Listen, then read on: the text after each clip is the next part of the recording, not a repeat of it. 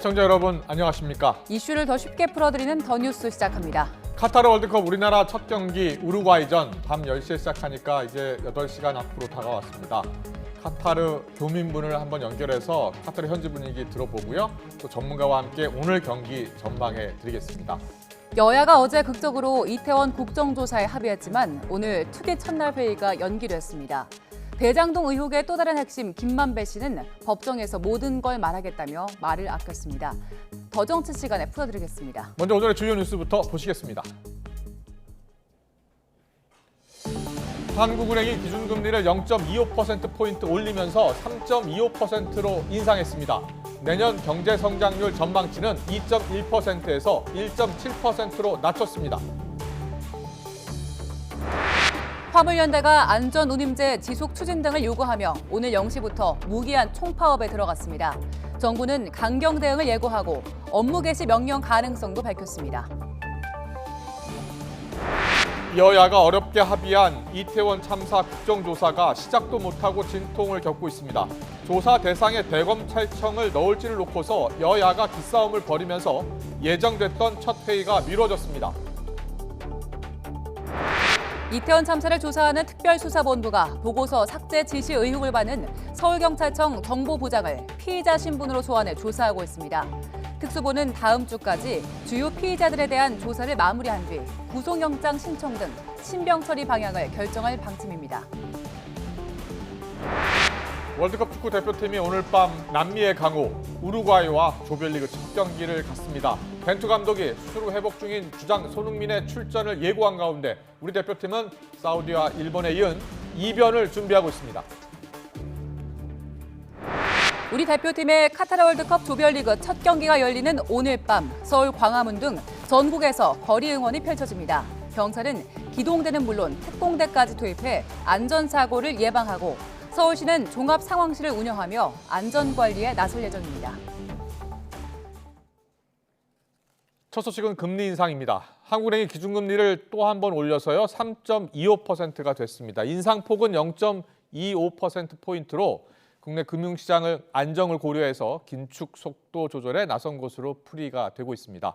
내년 경제성장률 전망 2.1%에서 1.7%로 하향 조정됐습니다. 취재기자 연결합니다. 김지선 기자.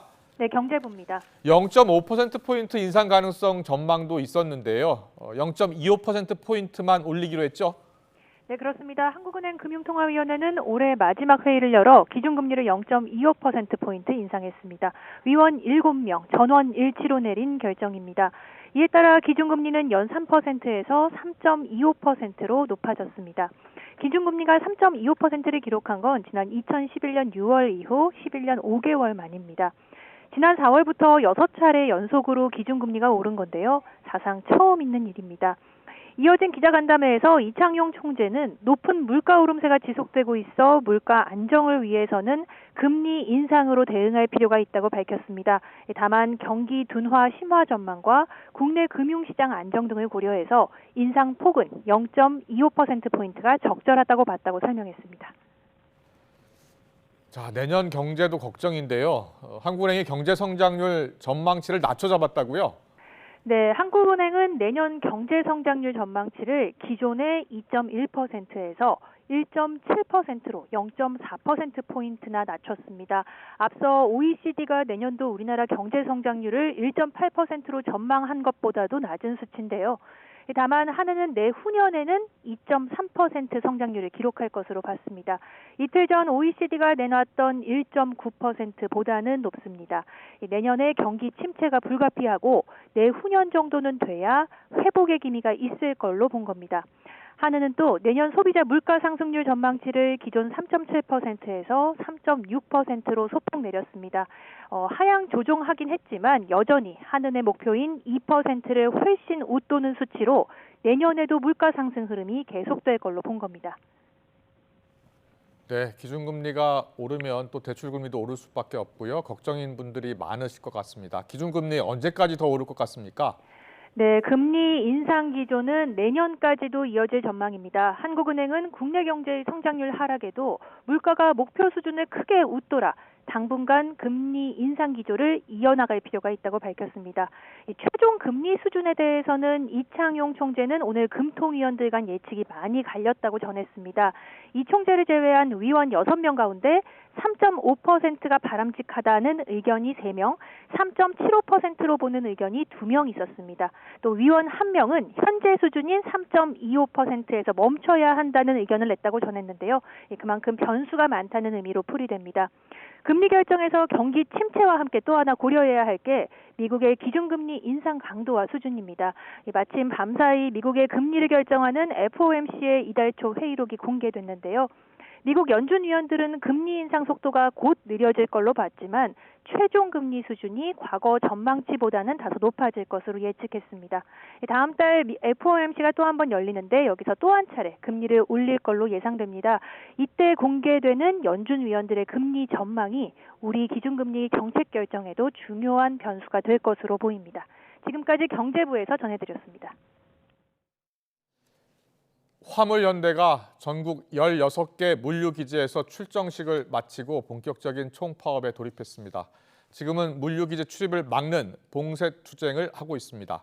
경찰은 이를 불법행위로 규정하고 강경하게 대응하는 방침을 세우고 있고요. 자, 먼저 현장 분위기 살펴보겠습니다. 부산과 경기 컨테이너 기지를 차례로 연결해 현장 분위기 알아봅니다. 먼저 안동준 기자가 나가 있는 곳은 어디죠? 네, 경기 의왕 컨테이너 기지에 나와 있습니다. 네, 차상은 기자는 어디에 나가 있습니까? 네, 부산항 신항에 나와 있습니다. 차례로 알아보겠습니다. 경기도 상황부터 알아보죠. 안동준 기자, 출정식은 모두 끝난 거고요. 지금은 봉쇄투쟁에 들어간 거죠? 네, 출정식은 정오쯤 모두 끝났고 지금은 봉쇄투쟁을 앞두고 있습니다. 컨테이너 기지 입구에는 혹시 모를 상황을 대비해 경찰들이 오가며 상황을 계속 주시하고 있습니다. 앞서 화물연대는 지난 6월 안전운임제 일몰제 폐지와 적용 대상 확대를 요구하며 파업에 나섰는데요. 안전운임제는 화물기사들의 적정 임금을 보장하자는 취지로 이보다 낮은 운임을 지급하는 화주에게 과태료를 부과하는 제도입니다. 지난번에는 국토교통부와 극적으로 합의하면서 7일 만에 파업을 철회했지만 이번에 당정이 일몰제 폐지가 아닌 연장을 제안하면서 갈등이 불거졌습니다. 화물연대는 이번 파업에 조합원 2만 5천 명이 참여할 예정이라고 밝혔는데요. 국토부가 안전운임제 일몰제 폐지와 품목 확대 요구를 받아들일 때까지 무기한 파업에 나선다는 입장입니다. 또 오후부터는 평택항과 부산항 등 전국 16개 물류 거점에서 조합원들이 동원되는 봉쇄투쟁에 나섭니다. 경찰은 물류 운송 방해 등 불법 행위에는 현장 체포를 원칙으로 강력하게 대응한다는 방침입니다. 특히 의왕 컨테이너 기지와 평택항이 있는 경기 남부경찰청은 기동대 17개 중대를 동원하는 등 가용 경력을 최대한 활용할 계획입니다. 네, 우리나라 수출입의 핵심 항만이죠. 부산항도 화물연대 파업에 따른 타격이 우려되고 있는데요. 차상은 기자, 지금 부산 상황은 어떻습니까? 네, 화물연대 총파업 출정식이 별일 없이 끝나면서 항만 일대 도로의 소통은 원활하게 이루어지고 있습니다. 이 컨테이너 운반 차량의 모습은 파업의 영향 때문인지 평소보다 다소 줄어든 모습을 보이고 있습니다. 부산경찰청은 어제 대책회의에서 화물연대의 불법 행위에 대해 관용 없는 엄정 대응 방침을 밝혔습니다. 특히 파업에 참여하지 않는 화물차를 보호하겠다고 강조했습니다. 경찰이 이처럼 화물차 보호에 나선 건 부산신항의 특수성 때문으로 보입니다. 부산항은 우리나라에서 컨테이너를 이용한 수출입의 핵심 항만인데요. 파업에 따른 운송 차질이 벌어지면 물류에 미치는 영향이 적지 않기 때문입니다. 항만을 관리하는 부산항만공사도 대책 마련에 분주합니다. 항만 내 컨테이너의 보관 비율을 뜻하는 장치율은 현재 60% 정도여서 당장은 여유가 있습니다. 하지만 파업 상황에 따라 짧은 시간 내에 포화 상태에 이를 수 있어서 항만공사는 임시로 컨테이너를 쌓아둘 공간을 확보하는 데 주력하고 있습니다. 화물연대 파업에 얼마나 많은 화물차가 참여하는지 그리고 파업이 얼마나 길어지는지에 따라 컨테이너 물류도 영향을 받을 것으로 보입니다. 화물연대가 요구하는 안전운임제 일몰제는 3년을 연장하는 쪽으로 가닥이 잡히고 있지만 품목 확대는 어렵다는 게 정부의 방침인데요. 화물연대는 일몰제 폐지와 적용 품목 확대 없이는 파업을 계속하겠다는 방침이어서 현재로서는 물류난이 현실이 될 가능성이 커 보입니다. 네, 지금까지 안동준 차상은 기자가 현장 소식 전해드렸습니다. 잘 들었습니다. 화물연대 파업 돌입 첫날인 오늘 정부는 예고했던 강경 대응 기조를 거듭 밝혔습니다. 원희룡 국토교통부 장관은 지금까지 한 번도 발동하지 않은 업무 개시 명령 발동 실무 준비에 이미 착수했다면서 파업 철회를 촉구하고 나섰습니다. 취재기자 연결합니다. 최기성 기자. 네, 경제부입니다. 네, 정부가 업무 개시 명령까지 언급을 했습니다. 이번 파업 관련해서 정부의 대응 기조는 어떻습니까? 네, 오늘 오전 관계부처 장관들이 합동 브리핑을 열어서 법과 원칙에 따라 대응하겠다고 밝혔습니다. 불법 행위에 대해서는 무관용 원칙으로 끝까지 추적하겠다는 발언도 나왔는데요. 이 제도가 만들어진 지 20년 가까이 한 번도 발동한 적 없는 업무 개시 명령을 실행할 수도 있다는 가능성도 언급했습니다. 화물자동차 운수사업법을 보면 운송사업자나 운수종사자가 정당한 사유 없이 화물운송을 집단 거부해서 화물운송에 커다란 지장을 주는 경우 국토부 장관이 업무 개시 명령을 발동할 수 있도록 하고 있습니다. 운송 개시 명령이라고도 표현합니다. 이를 거부하면 3년 이하 징역이나 3천만 원 이하 벌금에 처해질 만큼 처벌 수위가 높은데 원 장관은 이미 실무 작업에 착수했다고 전했습니다. 직접 한번 들어보겠습니다. 실무적인 준비를 이미 착수했다라는 것을 말씀을 드립니다. 빠르면 우리 다음 주 화요일에 있는 국무회의 또는 임시국무회의를 열어서라도 주어진 의무와 권한을 망설이지 않고 행사할 것입니다. 국토부는 오늘 오전 10시 기준 화물연대 파업 관련 집회에 참석한 조합원이 9,600여 명으로 추산된다고 밝혔습니다. 화물연대 전체 조합원 2만 2천 명 가운데 43% 수준이라고 국토부는 설명했습니다. 또 전국 12개 항만 컨테이너 장치율, 컨테이너를 쌓아서 보관할 수 있는 능력은 현재 63.9%로 아직은 피해가 없이 평시 수준과 비슷하다고 덧붙였습니다. 국토부는 비상수송대책본부를 꾸리고 군 이탁 컨테이너를 각 항만에 보내는 등 수송대책 마련에 나섰습니다. 또 주요 물류 거점에 경찰을 배치해 운송 방해 행위를 감시하고 파업에 참여하지 않는 운행 차량을 보호하기로 했습니다. 지금까지 경제부에서 전해드렸습니다.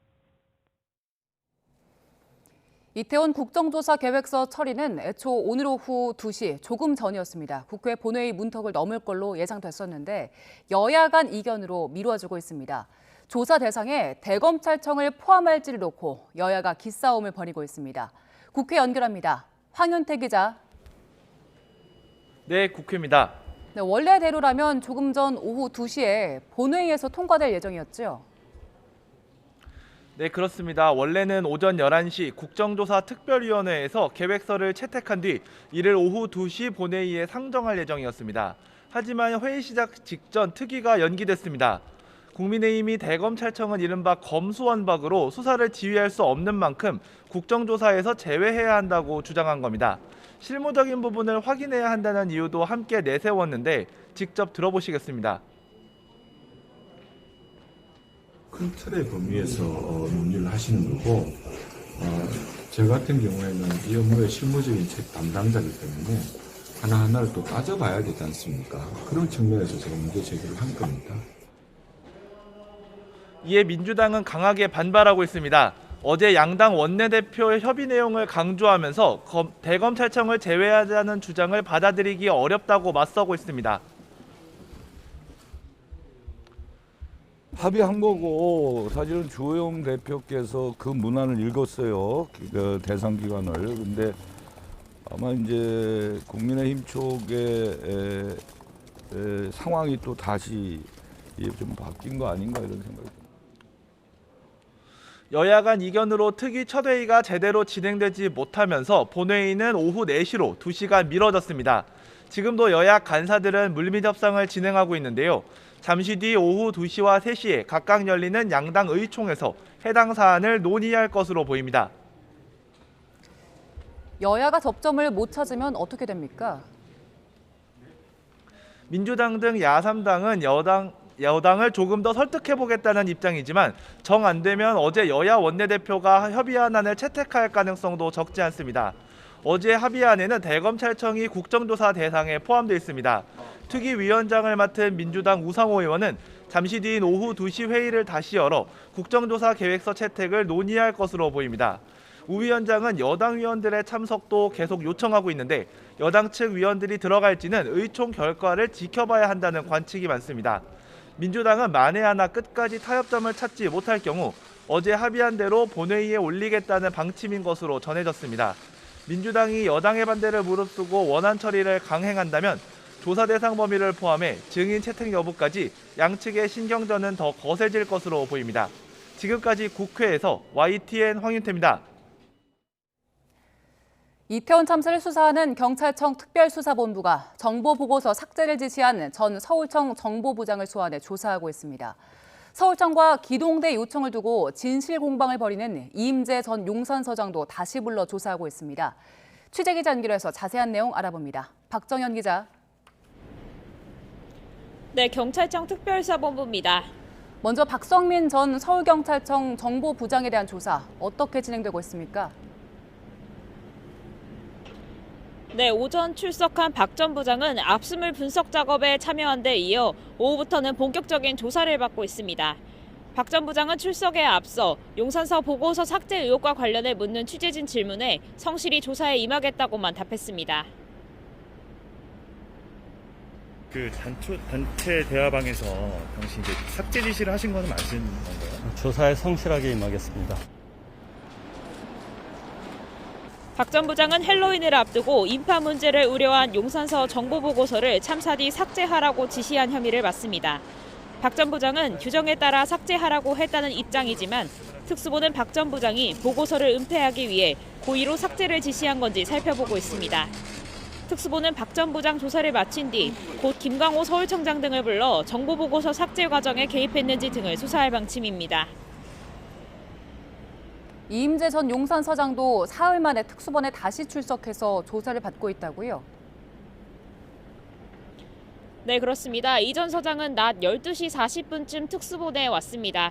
앞서 지난 21일 이뤄진 1차 조사에서 혐의에 대해 충분히 소명했는지 묻는 취재진에 사실대로 성실하게 조사에 임하겠다고 답했습니다. 이 전 서장은 헬로윈을 앞두고 서울경찰청 측에 경비기도 등대 요청을 했다고 거듭 주장하고 있는데요. 그러나 서울청은 요청을 받은 적이 없다고 맞서며 진실 공방을 벌이고 있습니다. 이에 특수부는 이 전 서장에 앞서 국회에서 서울청에 기동대를 요청했다고 지목한 전 용산서 112 실장을 연이틀 불러 조사하고 있습니다.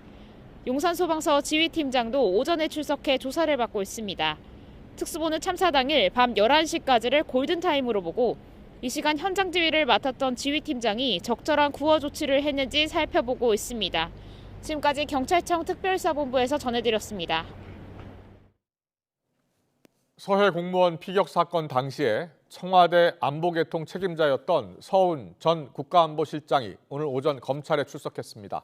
유족과 국가정보원 등의 고발이 잇따른 지 5달 만에 검찰 수사가 문재인 정부 안보라인 윗선을 정조준하고 있습니다. 취재기자 연결합니다. 나혜인 기자. 네, 사회부입니다. 네, 서훈 전 실장 조사가 오후에도 계속 이어지고 있는 겁니까? 네, 서훈 전 청와대 국가안보실장은 오늘 아침 서해 공무원 피격 사건을 수사하는 서울중앙지검 공공수사 1부에 피고발인 신분으로 출석했습니다.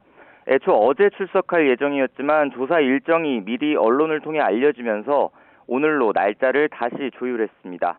서 전 실장은 비공개로 출석해서 취재진 앞에 모습을 드러내진 않았습니다. 문재인 정부 청와대 안보개통 책임자였던 서 전 실장이 검찰에 출석한 건 지난 6월 고 이대준 씨 유족의 고발로 수사가 시작된 지 5달 만입니다.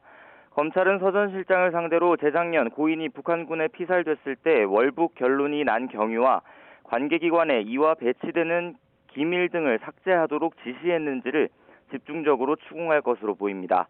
검찰은 사건 이튿날 청와대 안보실 주도로 열린 관계장관 회의에서 고인의 잦은 월북 결론이 정해졌고 이후 이와 맞지 않는 정보는 없애도록 정부 기관에 지시가 내려갔다고 의심하고 있습니다.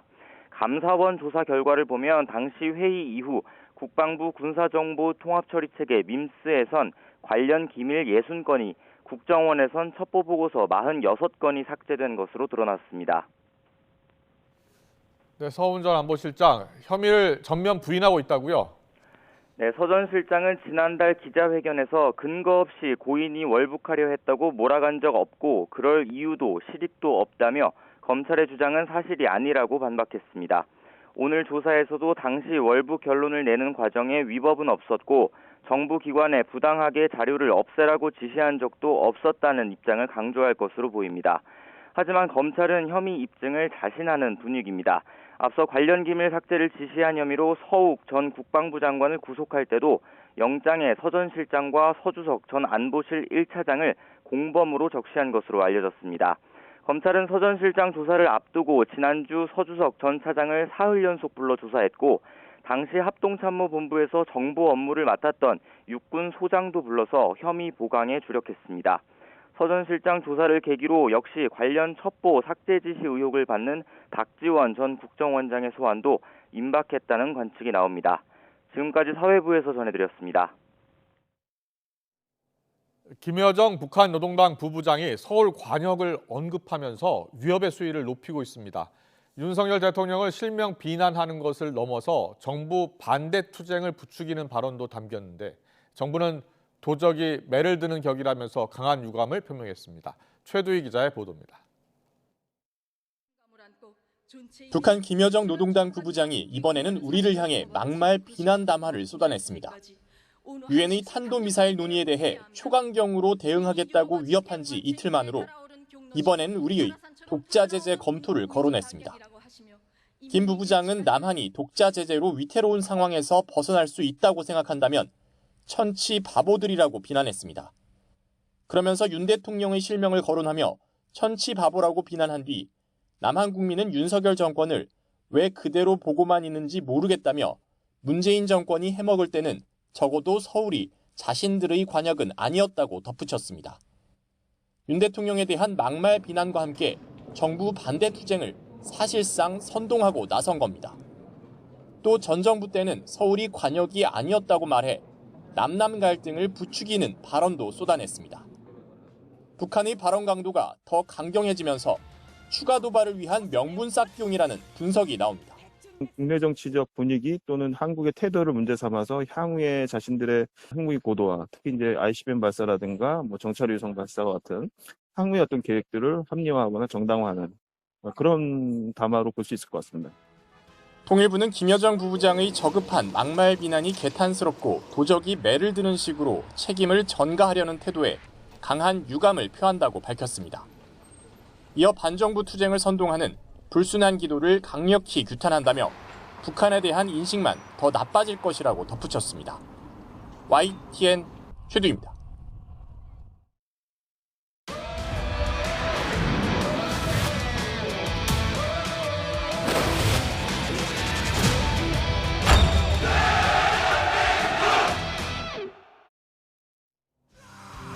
결전의 날이 밝았습니다. 월드컵 축구대표팀이 오늘 남미의 강호 우루과이와 일전을 치릅니다.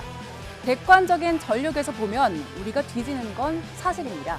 하지만 아르헨티나를 잡은 사우디처럼 독일 전차군단의 2대1 역전승을 기록한 일본처럼 이변이 속출하는 게 축구, 바로 월드컵이죠.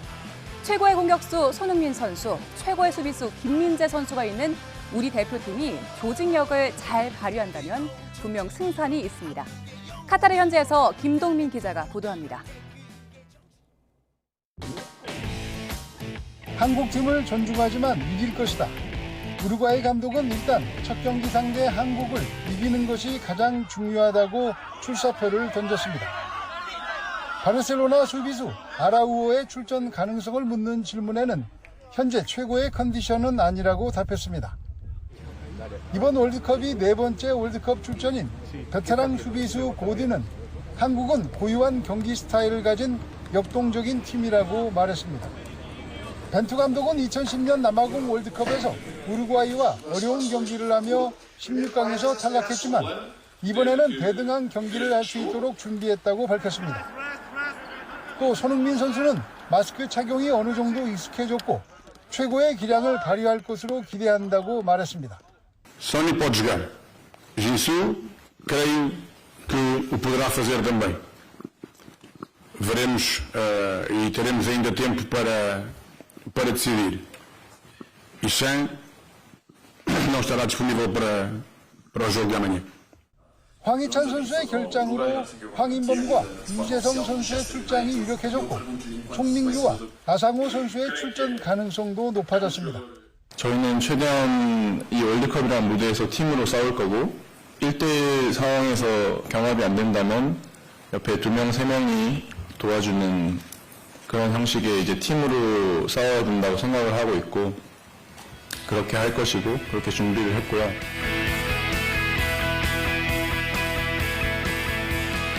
드디어 결전의 날이 밝았습니다. 대표팀이 지난 4년간 준비해왔던 모든 것을 후회 없이 쏟아붓는 한판 승부가 되기를 기대해봅니다. 카타르 도하에서 YTN 김동민입니다. 아시아 국가의 돌풍이 무섭습니다. 사우디아라비아에 이어 일본도 강호 독일의 역전승을 거뒀는데요. 일본 선수들은 우루과이와의 결전을 앞둔 우리나라를 응원했습니다. 보도에 이지은 기자입니다. 죽음의 조에서 일본이 전차군단 독일을 멈춰 세웠습니다. 김도환에게 페널티킥 선제골을 내주며 끌려가는 듯했지만 2대1 짜릿한 역전승을 거뒀습니다. 무엇보다 모리아스 감독의 용병술이 빛났습니다. 후반에 교체로 들어간 독일파 도안과 아사노가 차례로 득점골을 가동했습니다. 전통의 강호 독일은 러시아 월드컵 한국전에 이어 아시아팀의 2연패를 당했습니다. 극적인 승리에 일본은 열광했고 予想してたけどそれを上回る試合展開だったし内容も良かったのでめちゃくちゃ最高の気分です。 독일은 충격에 빠졌습니다. Keine Ahnung. Gestern haben wir uns doch über Argentinien kaputt gelacht, weil wir gegen Saudi-Arabien verloren haben. Heute stehen wir genauso da wie Argentinien. 사우디에 이어 아시아 돌풍을 이어간 일본 선수들. 우리나라에도 응원을 보냈습니다. 황희찬과 한솥밥을 먹었던 미나미노는 한국은 특별한 일을 낼 능력이 있다고 했고 후보는 친구 이강인이 자신에게 했듯 행운을 빌어주겠다고 말했습니다. 일본은 청소로도 완벽한 손님이란 외신의 찬사를 받았습니다. 일본 관중들은 경기 뒤 스타디움에 남아 쓰레기를 치웠고 선수들은 마치 사용하지 않은 상태처럼 라커룸을 깨끗하게 정리하고 떠났습니다. YTN 이지은입니다.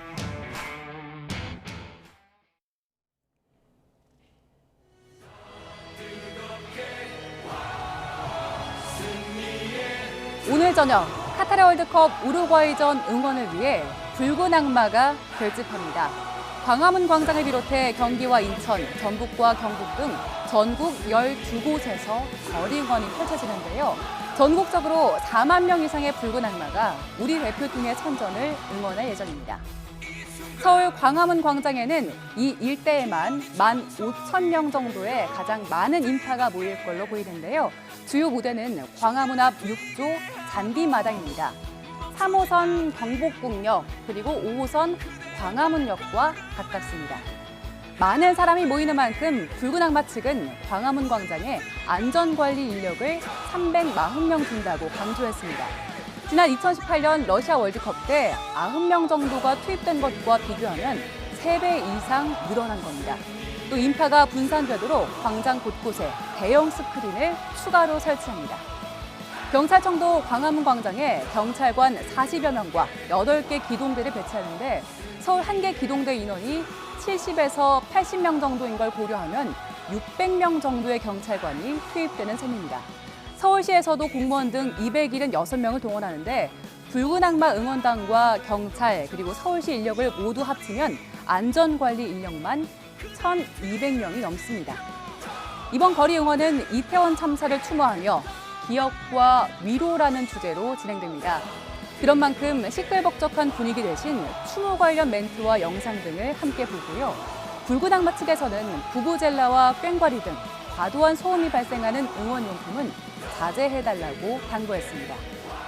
자, 그리고 드레스 코드는 잘 아시겠지만 붉은 악마의 상징 빨간색, 레드입니다. 거리 응원에 나올 때 붉은 계열의 따뜻한 옷이나 스카프 등을 챙기시고요. 경기가 밤 10시에 진행되니까 핫팩이나 담요 같은 강한 용품도 챙기시는 게 좋겠습니다. 자, 그리고 미리 확인할 게 또 있습니다. 광화문 광장과 가장 가까운 세종문화회관 정류소는 오늘 오후 6시부터 자정까지 임시 폐쇄됩니다. 이 정류소를 지나는 버스는 정차하지 않으니 참고하시고요. 지하철 5호선 광화문역도 혼잡 수준을 고려해서 필요하면 무정차 통과할 수도 있습니다. 그리고 응원전이 끝난 뒤엔 어떨까요? 많은 인파가 한 번에 몰릴 경우 광화문역에서 열차가 무정차 통과하거나 일부 출입구를 폐쇄할 수 있으니까 근처에 시청역이나 경복궁역 그리고 안국역 등을 이용해서 안전하게 귀가하는 게 좋겠습니다. 대중교통 운행 횟수와 시간도 조정됩니다. 2호선, 3호선, 5호선의 운영 횟수를 늘릴 예정이고요.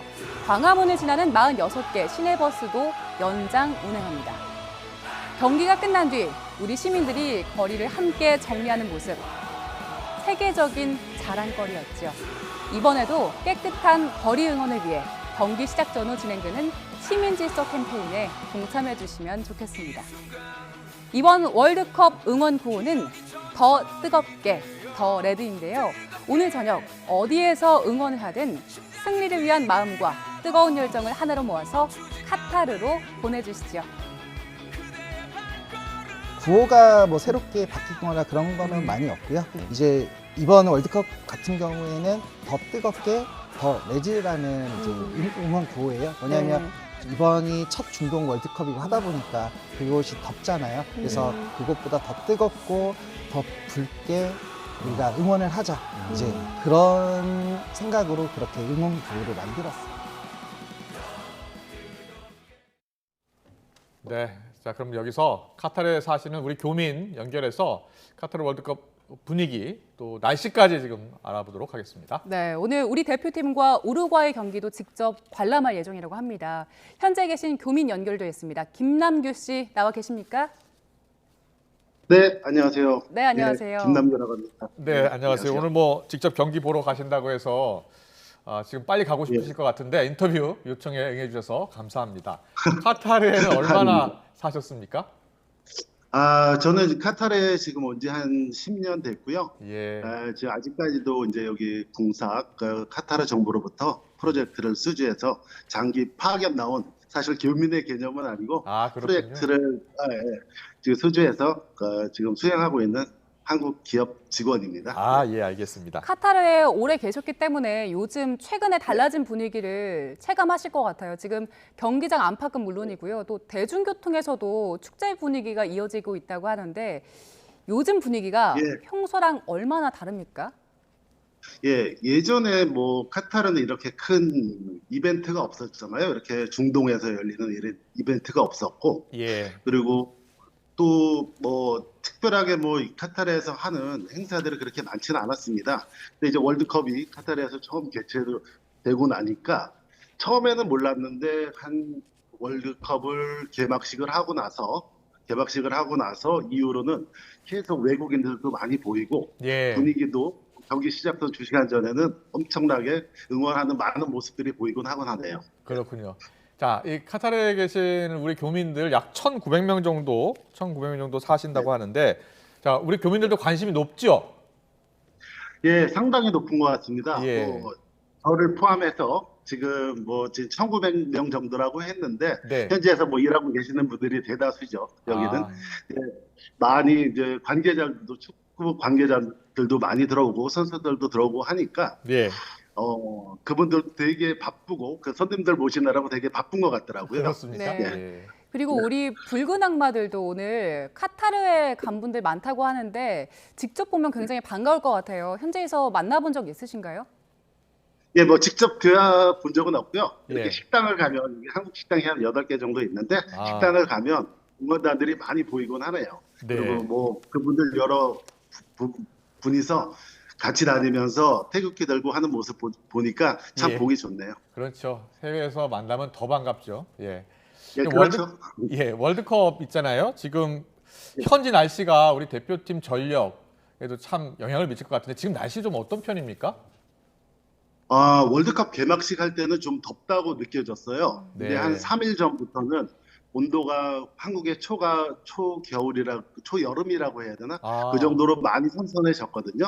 그래 밤 되면은 한 22도, 24도 정도로 괜찮네요. 아마 저는 잘 뛰지는 않지만 네, 그리고 중동에서 처음 열리는 월드컵이잖아요. 그래서 좀 독특한 점도 많은데 무슬림 국가여서 그 카타르에서는 음주도 엄격하고 또 복장도 레깅스나 노출 심한 게 안 된다고 들었어요. 현재 분위기 보면은 실제로 많이 엄격합니까? 아니요, 그렇지는 않은 것 같습니다. 물론 뭐 카타르가 외부에서 이렇게 음주를 못하고 하는 거는 예전부터 그래 왔고요. 예. 물론 뭐 나중에 처음에는 이렇게 이제 허용을 한다 그러다가 지금 다시 안 하는데 그래도 이제 호텔이나 이런 어떤 장소에서 뭐 그런 부분은 관대하기 때문에 예. 그렇게 뭐 분위기가 그것 때문에 안 좋다 이렇게 표현할 수는 없을 것 같습니다. 네. 그렇군요. 그 화면, 그 외신 화면도 보고 우리 YTN 취재한 화면도 보니까 곳곳에서 그러니까 경기장 곳곳에서 이렇게 술을 마시는 곳이 있는 것 같더라고요. 아, 경기장에서는 없는 것 같고요. 아, 경기장 그냥 밖인가요, 주변에 거기가?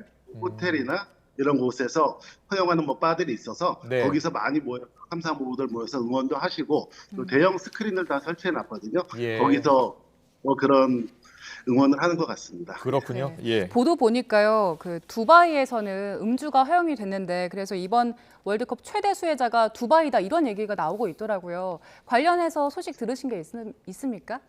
뭐 그런 건 없고 저희도 여기 호텔에 많은 외국인들이 묵을 줄 알았는데 생각보다 그렇게 많이 붐비질 않는 것 같더라고요. 예. 물론 뭐 여기 호텔 숙박 비용이 엄청 비싸고 하는데 해서 그분들이 다 왜 그쪽에서 왔다 갔다 하시면서 교통편으로 뭐 이용하시는 것 같다는 얘기는 많이 들었습니다. 네. 오늘 우루과이전 직접 보러 가신다면서요? 네, 보러 가기로 했습니다. 예. 그럼 언제쯤 출발하실 예정입니까? 한 4시, 여기 현지 시간으로 4시에 경기를 킥오프를 하니까요. 네. 저희는 한 2시 정도에 출발할 예정입니다. 예. 소감 어떠세요? 아, 저야 뭐 남다르죠. 여기 10년 동안 있으면서 이렇게 한국이 또 이렇게 32강을 월드컵을 진출해서 네. 또 여기 있으면서 직접 본다는 게 되게 감격적입니다. 아니 저도 오늘 저녁에 경기 볼 건데 그 우리 붉은 악마들이 같이 응원하는 그 구역이 있을 거 아닙니까? 거기 가서 응원하실 거죠? 아, 모르겠습니다. 저희 좌석이 지정돼 있어서 그쪽으로 갈 수 있을지는 모르겠습니다. 예. 네. 자, 그리고 우리 대표팀이랑 2차전에서 만날 가나 같은 경우에는 대규모 응원단이 투입된다고 하더라고요. 그래서 응원단이 굉장히 뜨거울 것 같은데 오늘 우리 경기 위해서 따로 준비하신 응원 같은 거 있으세요? 아, 저는 없고 그냥 주변에서 한번 따라할 예정입니다. 네. 대한민국 타겟팅이죠. 아니 지금 예, 알겠습니다. 지금 같이 가시는 분들 있을 것 같거든요. 몇 분이서 같이 가십니까? 아, 저희 이제 여기 건설회사에서 일하는 친구들하고 친구들하고 또 저희 직원들하고 같이 갈 예정입니다. 네, 한 7명 정도 저희는. 예. 혹시 가족분들은 지금 한국에 사십니까? 예, 한국에 있습니다. 아, 그렇군요. 예, 예. 가족분들한테 한 말씀 하시죠. 예. 아, 예. 아, 제가 이렇게 여기 혼자 떨어 나오신 10년이 됐는데 뭐 저희 가족 뭐 애엄마도 그렇고 애들도 어렸을 때 제가 나왔어요. 그러다 보니까 되게 많이 챙기지 못하고 이제 거의 다 성장을 했는데 하여튼 뭐 우리 잘 커준 우리 아이들에게도 고맙고 잘 챙겨준 와이프에도 감사하다고 생각합니다. 네, 그리고 마지막으로 우리 대표팀 선수들에게도 응원의 메시지 좀 보내주시죠. 예, 하여간 뭐 이렇게 월드컵 진출이라는 게 쉬운 게 아니잖아요. 32강을 출전하면서 많이 고생을 했을 텐데 어제 뭐 사우디도 이겼고 엊그제 그리고 어제는 일본 뭐 그 강팀들을 이겼는데 오늘도 고생을 한 만큼 좋은 성과를 이루리라 믿습니다. 네, 알겠습니다. 현지에서 지금 10년 넘게 근무하고 계신 분이시군요. 김남규 씨와 현지의 생생한 이야기 잘 전해 들었습니다. 오늘 말씀 잘 들었습니다. 고맙습니다. 네, 감사합니다. 수고하십시오. 자, 우리 대표팀 이제 오늘 밤 10시 우루과이와 격돌하게 되는데 반드시 이겨야 하고요. 승리했으면 정말 좋겠습니다. 네, 벤투 감독은 안면 부상에서 회복하고 있는 손흥민 선수의 조별리그 첫 경기 출전 가능성을 언급했는데요. 과연 월드컵 16강을 향한 첫 관문에서 우리 태극전사들 승전보를 울릴 수 있을지 한번 이야기 나눠보겠습니다. 박찬아 축구 해설가와 함께합니다. 어서 오세요. 안녕하세요. 안녕하십니까. 자요, 사우디가 우승 후보 아르헨티나 꺾었죠. 일본이 전차군단 강팀 독일 꺾었죠. 아시아 열풍 불고 있는 거 맞죠? 어제 경기 보셨어요? 아시아에서 치러지는 월드컵입니다. 중동에서 처음 개최되는 월드컵이고요. 첫 출발은 그렇게 좋지 않았습니다. 카타르가 졌고 그리고 이란도 잉글랜드에게 무려 6골을 허용했습니다. 그랬죠. 그래서 최근 추이를 봤을 때는 세계 축구에서 아시아 축구가 많이 멀어진 거 아니냐 이런 비판을 받으면서 이 월드컵이 출발을 했거든요. 그랬군요. 하지만 3일째부터 얘기가 달라졌습니다. 사우디아라비아가 아르헨티나 상대로 역전승했고요. 그리고 일본도 독일에게 먼저 골을 허용했지만 2골을 나중에 얻음으로 해서 2경기의 공통점, 아시아가 역전승을 해냈다였습니다. 그렇군요. 네, 예. 그 이틀 전 사우디의 승리 그리고 어제 일본의 승리 보면서 우리 대표팀 선수들도 용기나 힘을 많이 얻었을 것 같아요. 아무래도 월드컵에 참가하는 선수들은 이제 호텔에서 대부분의 시간을 보내게 되는데 모든 것이 축구, 모든 것이 월드컵과 연관이 되어 있습니다. 예. 텔레비전을 틀면은 거기서도 축구 소식이 나오고요. 선수들이 타국의 경기 결과에 귀를 기울일 수밖에 없습니다. 특히나 우리와 밀접한 또 가까운 이웃인 일본의 경기 결과도 우리 선수들에게 많은 영향을 미치는 것이 일반적이거든요. 그렇군요. 하지만 우리 선수들에게는 충분한 동기부여가 될 수 있음과 동시에 네. 이런 결과들이 상대팀인 우루과이 선수들에게 다시 한번 우리가 경기에서 방심하면 안 되는구나. 이런 동기부여로 연결될 그럴 수도 수도 있어요. 있겠네요. 예. 그래서 이 경기는 이 결과들이 우리 대표팀 또 우루과이 대표팀에게 과연 좋으냐 나쁘냐 이런 걸 논하기보다는 이변이 언제든지 나올 수 있으니 이 월드컵이라는 무대에서는 90분 동안 모든 걸 쏟아부어야 된다는 메시지가 전달됐다는 생각입니다. 그렇군요. 박찬호 해설관님 이제 모시기 전에 제가 그 경기 전망을 한번 그 보도를 딱 봐봤더니 1대0, 1대1 뭐 우리가 이길 가능성도 있다 이런 보도가 많던데요.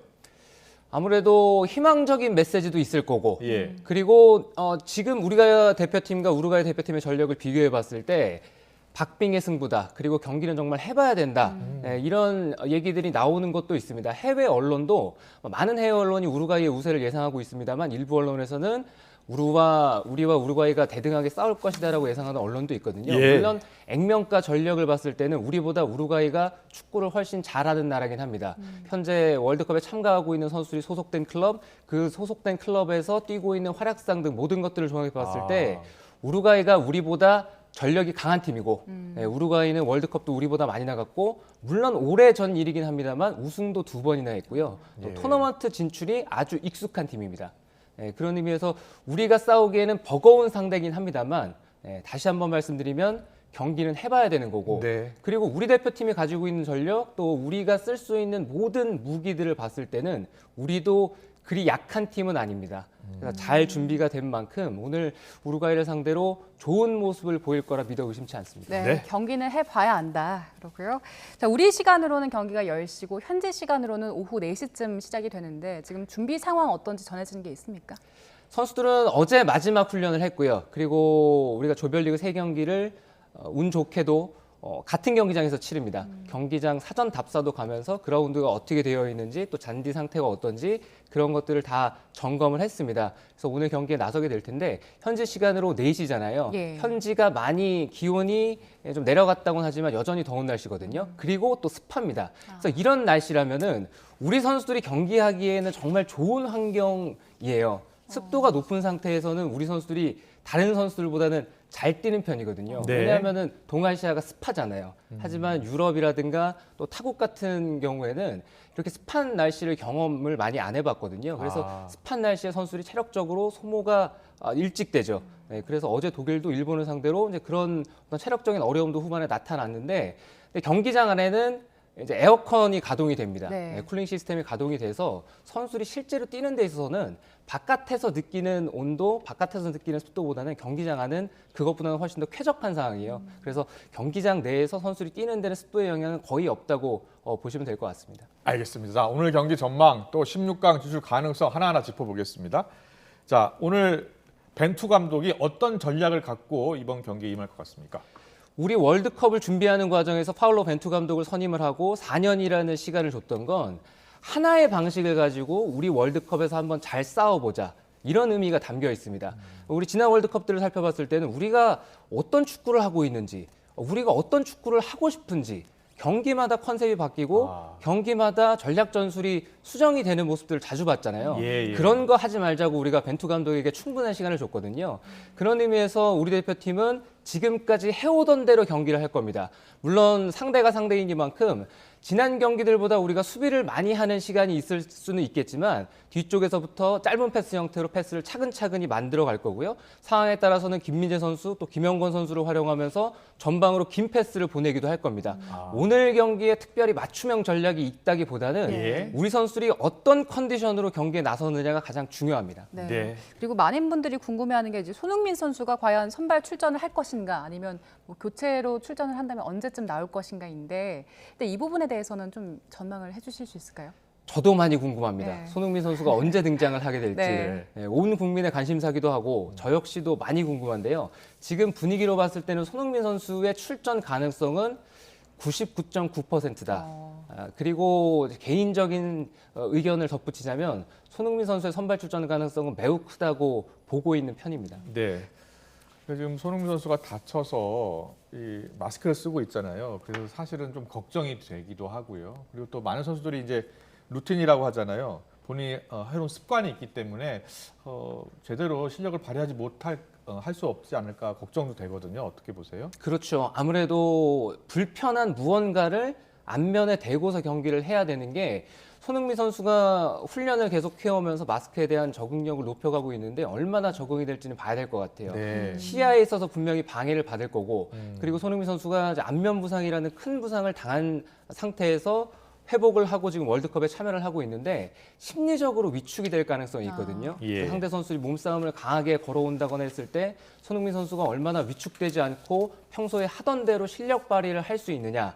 이것은 전적으로 손흥민 선수에게 맡겨야 될 일이고요. 그리고 저희들은 그냥 손흥민 선수가 어떤 플레이를 하는지 응원의 목소리를 높이는 일밖에 없겠죠. 그 손흥민 선수가 마스크랑 관련된 인터뷰할 때 굉장히 가볍다, 생각보다 훨씬 괜찮다라고 얘기를 했었는데 마스크에 대한 관심도 그래서 높더라고요. 혹시 그 마스크 써본 적은 있으세요? 마스크는 써본 적이 없고요. 이번 월드컵에서 이미 많은 선수들이 광대뼈 부상이라든가 또 코뼈 부상이라든가 이런 부상을 당하고 참가하고 있는 일부 선수들이 있어요. 그래서 마스크를 쓰고 이미 몇 선수가 월드컵 경기를 뛰었습니다. 근데 선수들이 작은 변화 하나에 매우 민감하게 심리적으로 영향을 받기도 하거든요. 예를 들어서 반팔만 입는 운동선수가 있는가 하면 데이빗 베컴 같은 경우는 물론 모든 경기에서 다 그런 건 아닙니다만 긴팔 셔츠를 선호하는 편이에요. 그리고 또 정강이 보호대라고 하잖아요. 정강이 보호대를 꼭 차고 경기에 나서야 되는데 일반적으로 성인들이 사용하는 사이즈를 쓰는 것이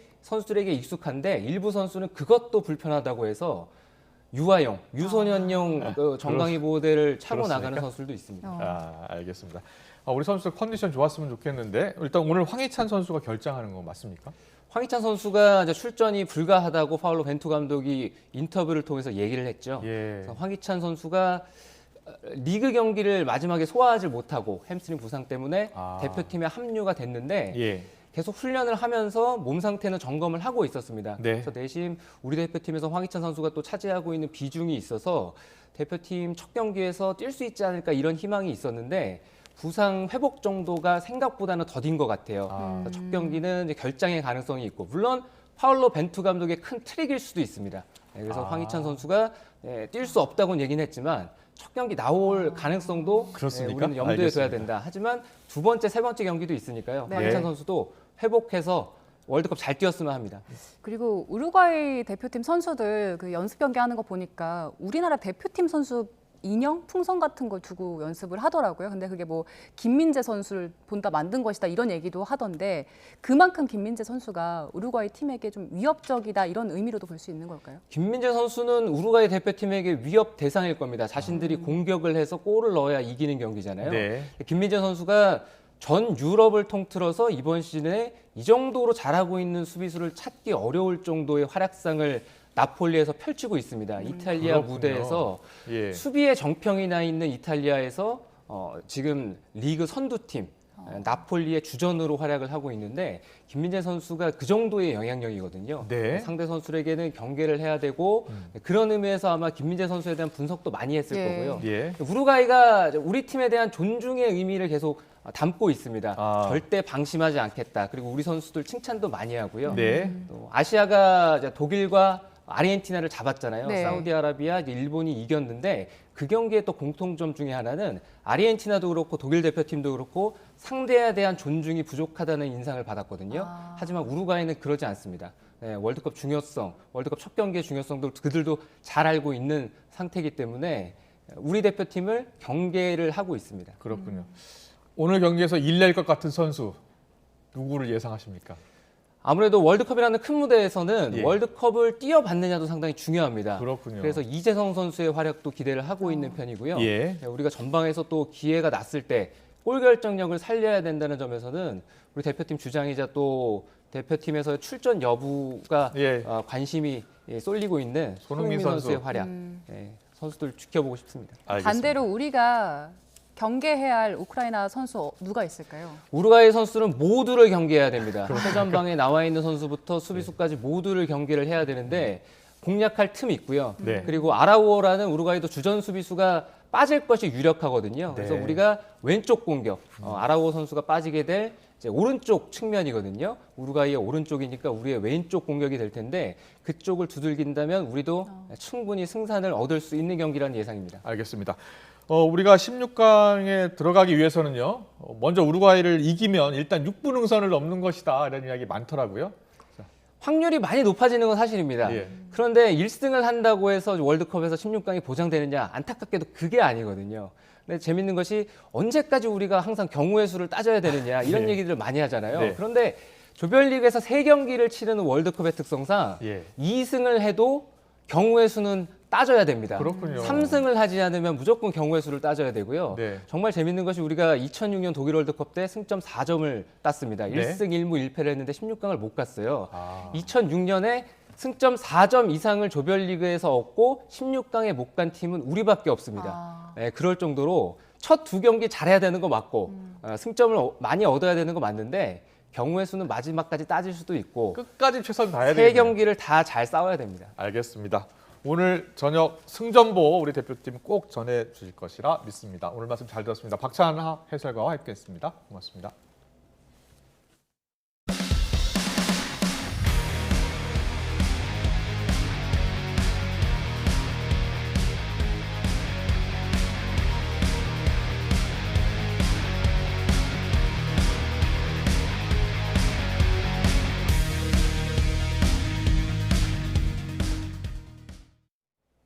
보통 축구 경기에서 가장 많은 논란이 생기는 규칙이 바로 옵사이드인데요. 하지만 올해 카타르 월드컵에선 이런 논란이 생기지 않고 있습니다. 국제축구연맹 피파가 개발한 판독 시스템 덕인데 어떤 기술인지 양회영 기자가 소개합니다. 축구 경기장 위에서 벌어지는 모든 상황은 17개의 규칙 안에서 이루어집니다. 이 중 축구의 전술적 미학을 끌어올린 결정적 규칙은 바로 옵사이드. 하지만 찰나의 순간에 발생하는 반칙이기 때문에 그동안 논란이 끊이질 않았습니다. 2018년 러시아 월드컵부터 비디오 판독 시스템이 공식 도입됐지만 도입 후에도 기준이 애매하고 판정까지 오랜 시간이 걸린다는 문제점이 계속됐습니다.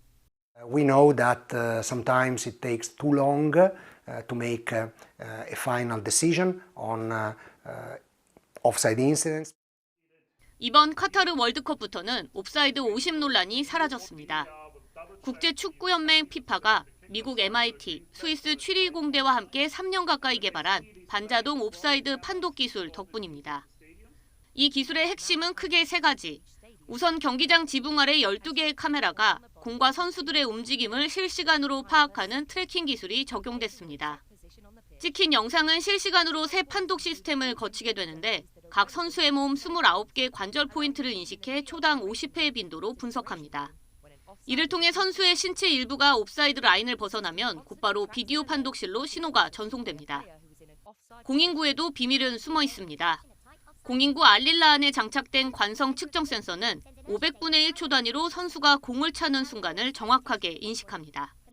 With the technology itself drawing the offside line. This will reduce the time needed for the assessment as well as the accuracy will be improved. 경기 중 옵사이드 상황이 벌어지면 개발한 판독 시스템이 곧바로 비디오 판독실로 신호를 전송하고 결과는 주심에게 전달됩니다. 주심이 옵사이드로 판정하면 시스템이 전송한 데이터가 3D 애니메이션으로 변환돼 경기장 전광판과 중계방송에 그대로 송출됩니다. 피파는 새 판독 시스템을 통해 평균 70초가 걸렸던 비디오 판독 판정보다 훨씬 짧은 평균 25초의 옵사이드를 판정할 수 있다고 설명했습니다. YTN 사이언스 양우영입니다. 2022 카타르 월드컵에서 일본 축구대표팀이 우승 후보로 꼽히는 독일 상대로 2대1로 역전승을 거두자 일본 열도가 열광의 도가니에 빠졌습니다. 요미우리와 아사히, 마이니치와 산케이 신문 등 일부 일본 주요 조간 신문들은 자국 대표팀의 독일 격파 소식을 일제히 일면 톱기사로 다뤘습니다. 마이니치는 일본 축구계로서는 오랜 기간 좋은 본보기이자 동경의 대상이었던 독일과 최고의 무대에서 싸움이었다며 이번 승리에 큰 의미를 부여했습니다. 일본 대표팀의 모리아스 하즈메 감독도 죽음의 조로 불리는 2조 1차전 상대인 독일에 승리한 뒤 역사적인 순간이자 승리라고 생각한다고 소감을 밝혔습니다. 네, 카타르 월드컵 우리나라 첫 경기. 자, 많은 기대감 속에 야외 응원 가시는 분들 많으시죠? 경기가 시작되는 저녁 날씨 어떨지 기상캐스터 연결해서 알아보겠습니다. 홍나실 캐스터. 네, 홍나실입니다. 오늘 거리 응원 가시는 분들도 있는데 저녁에 날이 좀 다시 쌀쌀해진다고요? 네, 낮 동안에는 가을볕이 기온을 끌어올리면서 선선했지만 밤에는 또다시 기온이 빠르게 내려갑니다. 오늘 저녁 카타르 월드컵 대한민국 첫 경기는 10시쯤 시작이 될 텐데요. 경기가 진행되는 동안에는 서울 기온이 다시 8도 선까지 내려가겠고요. 체감 온도는 이보다 1에서 2도가량 낮아서 더욱더 쌀쌀하겠습니다. 오늘 응원 가시는 분들은 큰 일교차에 대비한 옷차림 하셔야겠습니다. 기온이 8도 이하로 떨어지는 날씨에는 니트나 기모 티셔츠 위에 코트를 입는 것이 적당하다고 하고요. 또 추위를 많이 타시는 분들은 보온 용품도 챙기셔서 체온 유지에 신경 써주시기 바랍니다. 또한 중서부 지역에 계신 분들은 미세먼지 차단용 마스크도 착용해 주셔야겠습니다. 밤부터 대기 정체로 서울과 충남 지역의 대기질이 탁해지겠고요. 내일까지 중서부 지역의 초미세먼지 농도가 짙게 나타나겠습니다. 미세먼지 정보를 수시로 확인해 주시기 바랍니다. 내일 아침도 예년 기온을 2에서 6도가량 웃돌며 큰 추위는 없겠습니다. 서울 아침 기온은 7도, 광주 5도, 대전 3도로 예상됩니다. 낮에는 남풍이 유입되면서 서울 15도, 대구 18도, 광주 19도까지 오르겠고요. 지형적인 영향이 더해지는 동해안 지역은 강릉이 21도까지 오르는 등 날이 무척 온화하겠습니다. 내일 낮 동안에는 대체로 맑겠지만 밤사이 중서부와 전북 지역에 5mm 안팎의 비가 살짝 지나겠습니다. 비구름 뒤로 찬 공기가 내려오면서 주말과 휴일 날이 반짝 쌀쌀해지겠고요. 다음 주 초반 전국에 비가 내린 뒤에는 영하권의 강추위가 찾아오겠습니다. 추위 대비 철저하게 해주시기 바랍니다. 오늘 저녁 응원 가시는 분들 많으실 텐데요. 무엇보다 안전이 중요합니다. 질서 있게 경기를 관람해 주시기 바라고요. 저도 우리나라 대한민국 대표 축구팀 좋은 결과 있기를 응원하겠습니다. 지금까지 YTN 홍나실입니다. 검찰이 민주당 노웅래 의원의 뇌물수수 의혹과 관련해 추가 압수수색에 나섰습니다. 서울중앙지검 반부패 수사 2부는 국회 본관의 수사관을 보내 노 의원이 20대 국회 과학기술방송통신위원장 시절 쓴 컴퓨터와 당시 작성했던 자료가 담긴 서버 등을 압수수색하고 있습니다. 검찰 관계자는 앞서 이뤄진 노 의원의 의원회관 사무실과 자택 등에 대해 이뤄진 압수수색의 연장선상이라고 밝혔습니다. 노 의원은 재작년 2월부터 11월까지 사업가 박모 씨에게서 각종 청탁을 받고 21대 국회의원 선거 비용 등의 명목으로 6천만 원을 받은 혐의를 받습니다. 윤석열 대통령과 한동훈 법무부 장관의 이른바 청담동 술자리 의혹 명예훼손 사건과 관련해 첼리스트 A씨가 경찰 조사를 받았습니다. 서울 서초경찰서는 어제 윤 대통령 명예훼손 혐의로 고발당한 첼리스트 A씨를 불러 조사했습니다. 앞서 민주당 김의겸 의원은 지난달 국회 법제사법위원회 국정감사장에서 A씨와 남자친구와 대화 녹취록을 공개하며 한 장관에게 지난 7월 윤 대통령, 김앤장 변호사 30여 명과 술자리를 가졌느냐고 질의했습니다. 해당 녹취록에서 A씨는 윤 대통령과 한 장관이 술을 마시고 노래를 불렀다고 말했지만 이번 경찰 조사에서는 이 내용이 남자친구를 속이려 한 거짓말이었다는 취지로 진술한 걸로 알려졌습니다. 민주당 김의겸 의원은 윤석열 대통령 등 관련된 분들에게 심심한 유감을 표한다고 밝혔습니다. 김 의원은 청담동 술자리를 봤다고 말한 당사자가 경찰에서 거짓말이었다고 진술했다고 한다면서 이 같은 입장을 내놨습니다. 다만 국정과 관련한 중대한 제보를 받고 국정감사에서 이를 확인하는 것은 국회의원으로 당연히 해야 할 일이라면서 앞으로도 국민을 대신해 묻고 따지는 의무와 책임을 다하겠다고 강조했습니다. 가수 겸 배우 이승기 씨가 18년간 몸담은 소속사 대표로부터 음원 정산 내용을 받지 못하고 모욕적이고 위협적인 언사를 들었다며 법률 대리인을 통해 처음 공식 입장을 냈습니다. 이 씨의 법률 대리인 측은 보도 자료를 통해 음원 사용료 정산 문제를 떠나 이 씨가 후코 엔터테인먼트 대표와 신뢰관계를 지속할 수 없다고 판단했다며 이같이 밝혔습니다. 앞서 권진영 후코 엔터테인먼트 대표는 논란이 일자 보도 자료를 내고 모든 것이 자신의 불찰이고 부덕의 소치라며 법적으로 책임져야 할 부분은 명확히 모든 책임을 지겠다고 밝혔습니다.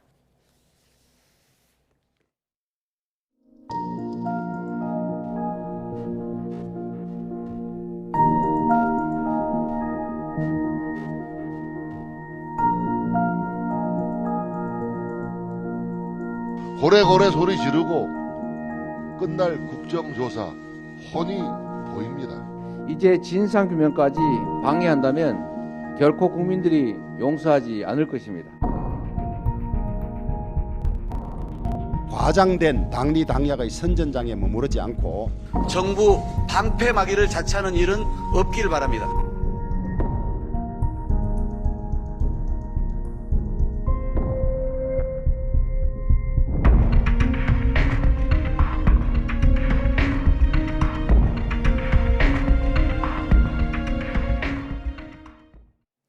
네, 여야가 줄다리기 끝에 이태원 참사에 대한 국회 국정조사 실시 어제 전격 합의를 했는데요. 오늘 사실 국정조사 특위 첫 회의가 열려야 하는데 지금 연기 미루어졌습니다. 시작부터 진통을 겪고 있는 겁니다.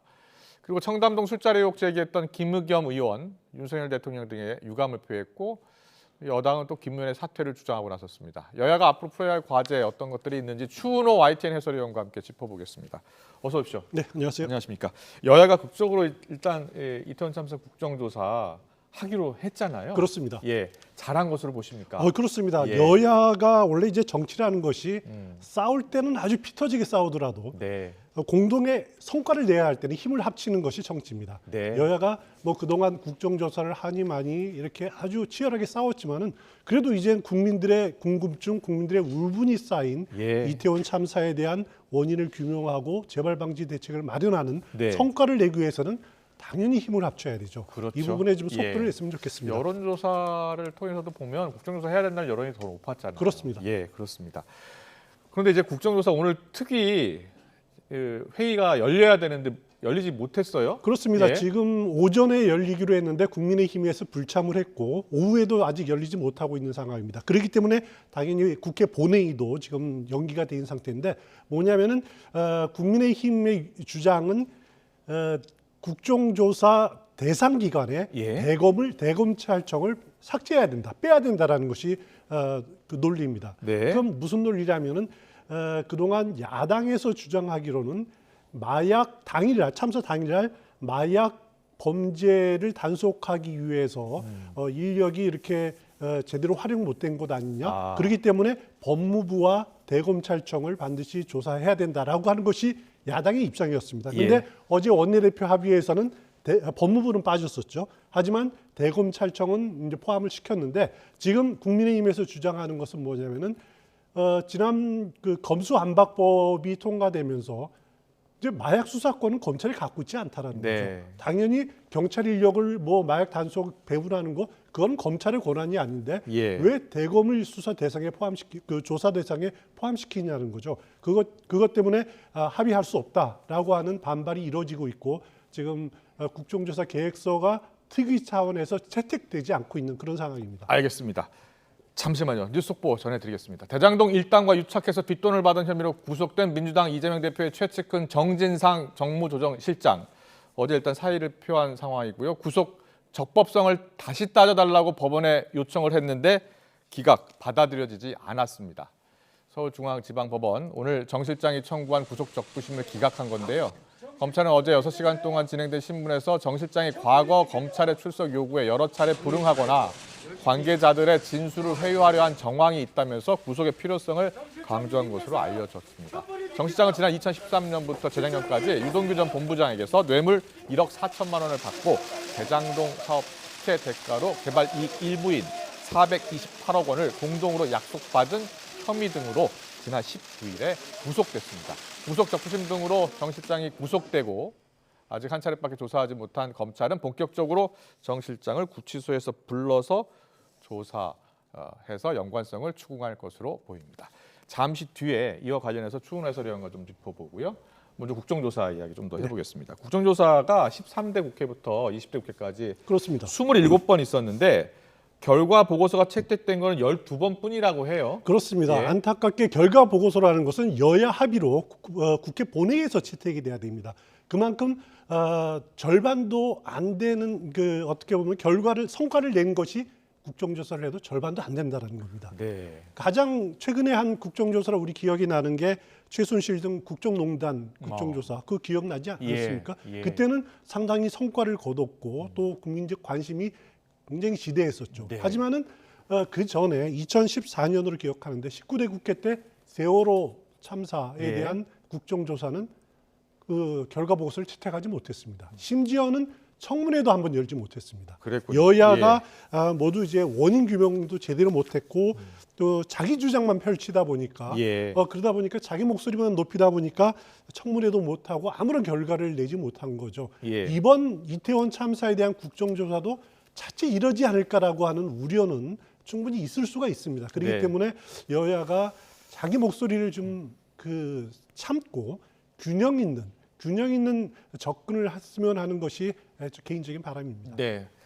지금 이제 여야 합의문이 나오는데요. 이제 여야가 합의를 했어요. 국정조사를 그렇습니다. 하고 대상 기관도 정했고 기간도 정했습니다. 그래서 어제 공동 발표를 했는데 거기에 대검찰청이 포함 적시되어 있지 않았나요? 어제 그 여야 원내대표의 합의에는 대검찰청이 들어가 있었습니다. 대검찰청이 들어가 있었는데 오늘 국민회의 내부회의에서 김도우 법사위원장이 앞서 제가 말씀드린 검수완박법원의 검찰청법에 보면은 그 마약 수사에 대한 권한이 지휘권이 검찰에 없다.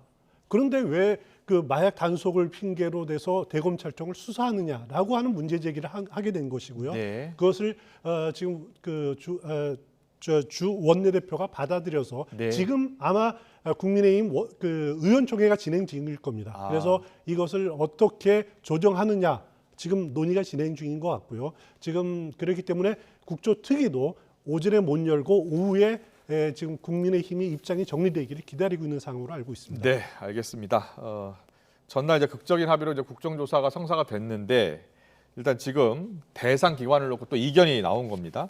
여야 모두 오늘 아침에 한 목소리로 이런 이야기했습니다. 정쟁이나 당리당략 없어야 한다라고 했는데 주호영 원내대표, 박홍근 원내대표의 목소리 듣고서 더 대담 이어가겠습니다. 이전에 실패했던 국정조사들처럼 정쟁에 흐르거나 그다음에 과장된 당리당략의 선전장에 머무르지 않고 정말 재발 방지를 위한 시스템을 촘촘히 구축하는 그런 국정조사가 되기를 바라고 또 우리 국민의힘은 그런 국정조사가 되도록 이끌어갈 것입니다. 국민의힘이 시간 끌기 전술이나 증인 채택 방해 등 정부 방패막이를 자처하는 일은 없기를 바랍니다. 이번 국정조사에 정쟁이나 당리당략은 결단코 없어야 합니다. 오직 국민적 의혹을 풀어낼 진상규명, 꼬리 자르기가 아닌 책임자 처벌, 비극적 참사 반복을 막을 재발 방지에 진심을 다해 임해야 합니다. 여야 원내 수장이 저렇게 이야기했으니까 정쟁하면 안 됩니다. 그렇습니다. 지켜볼 겁니다. 예, 알겠습니다. 그리고 남은 쟁점 지금 앞서 이제 대검찰청 하나 있었고요. 또 어떤 다른 쟁점 셈법 있을까요? 일단 조사 시기가 문제가 되겠죠. 일단 45일 플러스 알파로 이렇게 정하지 않았습니까? 그 알파가 얼마인지 명확하지 않습니다. 본회의 의결하면은 추가할 수 있게 돼 있는데 그것이 뭐 얼마가 될지 또 국민의힘은 45일로 그치자라고 하는 거고요. 그 민주당은 플러스 알파에서 더 연기하자라고 하는 건데 지금 그 오늘부터 시작해서 내년 1월 7일에 종료하는 거로 돼 있습니다. 그런데 제가 보기에는 설 연휴가 1월 2주 뒤에 시작이 되거든요. 그래서 아마 연기를 하더라도 2주 정도가 마지노선이 아닐까라는 생각이 들고요. 또 하나 다른 쟁점이 될 수 있는 게 뭐냐면 이제 증인을 채택하는 문제가 가장 쟁점이 될 겁니다. 증인으로 예상되는 사람들이 전부 다 지금 수사 중인 대상이지 않습니까? 아마 그 청문회가 진행되면은 그중에 구속되는 사람도 있을 거고요.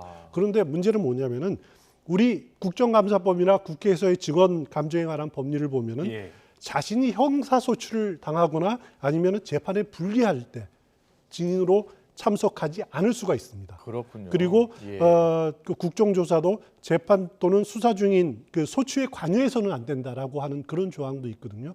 그렇기 때문에 지금 재판 중인 사람, 수사 중인 사람이 증인을 참여를 거부하고 진술을 거부할 때 막을 도리가 없는 거죠. 그렇군요. 그래서 그걸 막기 위해서 보통 국정조사 계획서에 야당이 지금 강력하게 주장하는 내용이 뭐냐면은 그 관련된 기관은 수사, 재판을 이유로 조사에 거부할 수 없다. 거부할 수 없다라는 그런 조항을 넣자라는 겁니다. 그런데 이제 국민의힘은 아니 이건 모법에 위배되는 것 아니냐라고 반대를 하고 있는 상황이기 때문에 그게 어떻게 조정이 될지가 관심거리라 이렇게 보시면 될 것 같습니다. 알겠습니다. 어떻게든지 진상 규명을 위해서 여야가 합의를 했으니까요.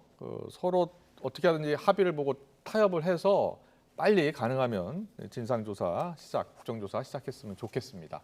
그리고 하나 궁금한 게 있는데 국민의힘이요. 원래는 경찰 조사 결과를 보고 나서 그렇습니다. 국정조사 여부를 검토하자라고 했었는데 갑자기 그제 입장이 바뀐 것 같아요. 어떤 이유가 있겠습니까? 일단 여야 모두 마찬가지입니다. 여야 모두 마찬가지고 국민의힘 같은 경우에는 입장 선회 그리고 민주당은 어떻게 보면 또 상당히 양보를 한 부분들이거든요. 제가 보기에는 여야, 국민의힘, 민주당 할 것 없이 모두 두려웠다. 두려웠기 때문에 이렇게 양보하고 입장 선회한 것이다. 뭐냐면은 국민의힘 경우에는 그 집권 여당이 국민의 울분이 쌓인 이런 사건에 대해 외면하는 것이 과연 올바른 태도냐라고 하는 국민의 따가운 시선이 두려웠던 거고요. 민주당은 민주당대로 과연 야권 단독으로 국정조사를 했을 경우에 빈손으로 끝났을 경우 그 국민의 질타 이게 두려웠던 거죠. 그래서 가장 핵심적인 요인은 여야 모두 국민의 두려움, 따가운 시선을 의식하지 않을 수 없었다. 그것이 결국 그 국민의힘은 입장선에 또 민주당은 양보 이렇게 결론이 난 것으로 생각이 됩니다. 알겠습니다. 계속해서 다음 이슈 넘어가겠습니다. 김만배 씨, 대장동 핵심 키맨으로 불렸잖아요. 김만배 씨. 그런데 유동규 전 본부장이나 남욱 변호사와 달리 김만배 씨가 좀 입을 굳게 다물고 있다고 봐야 되나요? 그리고 법정에서만 이야기하겠다라고 말하고 있어요.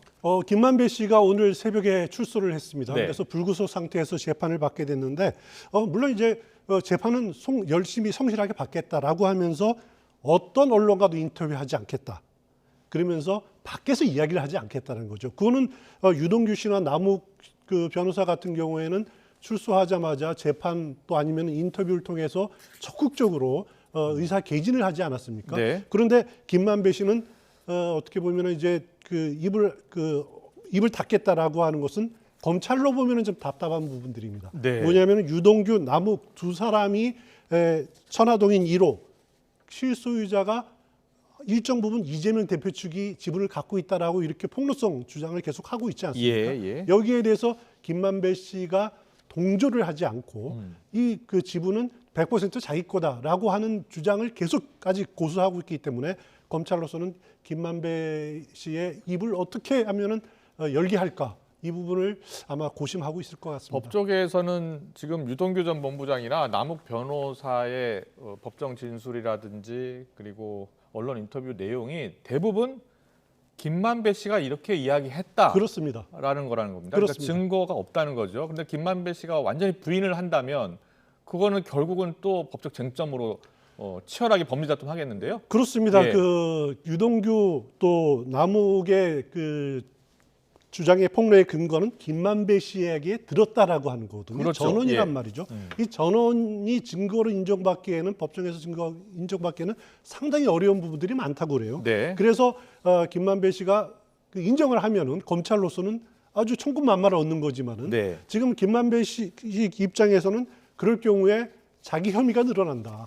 정치자금법 위반이라든가 아니면 뇌물죄가 더 추가될 가능성이 있고 예. 또 100% 지분이 자기 거라고 했는데 지분을 이재명 씨 목이라고 인정해 보면 자기 지분이 줄어들지 않습니까? 예. 이런 부분들 때문에 해가지고 아직까지는 입을 다물고 있고 100% 자기 지분이라는 입장은 변함이 없는 것으로 이렇게 그렇군요. 생각이 네. 됩니다. 과연 법정에서 모든 걸 밝힌다고 했으니까 어떤 진술을 할지 좀 지켜봐야 될 것 같습니다. 변곡점이 될 것 같아요. 그렇습니다. 예, 알겠습니다. 그리고 조금 전에 저희가 속보로 전해드렸는데요. 정진상 정무조정실장 어제 사의를 표했고 구속적부심 결과에 따라서 아마 결정이 될 것 같은데 김용 부원장은 이제 사퇴 처리됐어요. 그렇습니다. 예. 그러면 이거 정진상 실장 역시 사퇴 처리 되겠네요. 사퇴 처리 당연히 된다고 예. 봐야 되겠죠. 정진상 실장 경우에는 구속적부심을 신청을 한 것이 영장 전담 판사와는 또 다른 재판부에서 판단을 받아보겠다라고 그런 거였군요. 구속적부심을 예. 청구한 것 같은데 그래도 형사합의 항소부도 증거인멸 그리고 도주 우려 이것을 참 없다라고 보기가 굉장히 어려웠을 겁니다. 네. 그래서 결국 구속을 유지하기로 결론을 내렸고 네. 그래서 민주당도 이미 공언한 대로 정진상 실장의 사표 수리 이제 하게 될 것으로 생각이 됩니다. 알겠습니다. 그런데 일단 많은 언론들도 그렇고요. 결국은 이재명 대표로 검찰 수사가 이어질 것이다라고 보고 있잖아요. 그렇습니다. 이와 관련해서 지금 민주당 내에서도 어떤 이야기가 나오냐면 어느 정도 그 유감 표명은 있어야 되지 않느냐. 왜냐하면 이재명 대표가 스스로 최측근이라고 얘기했던 두 사람이 지금 구속돼 있고 또 한 사람 지금 기소가 된 상황이고요. 때문에 유인태 전 사무총장 오늘 이런 말을 하더라고요. 그래도 좀 유감 표시 정도는 해야 되는 것 아니냐라고 이야기했는데 잠깐 듣고서 이야기 더 나누겠습니다. 국민들의 심려를 끼쳐 죄송하다 하는 사과를 하고 그렇지만 나는 내 그 소위 측근이었다고 하는 사람들의 결백을 믿는다. 하여튼 수사 결과는 더 지켜보겠다.